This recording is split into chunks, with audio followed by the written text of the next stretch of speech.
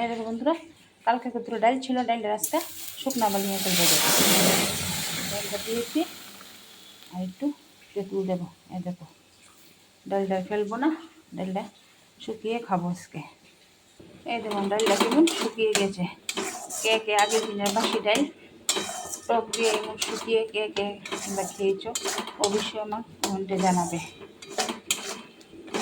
রোজ রোজ কত ডাল ফেলবো, কষ্টও লাগে ডাল দিয়ে ফেলতে, কত দাম ডালে। তো আজকে মনে করছি একটু টক দিয়ে শুকিয়ে ফেলবো।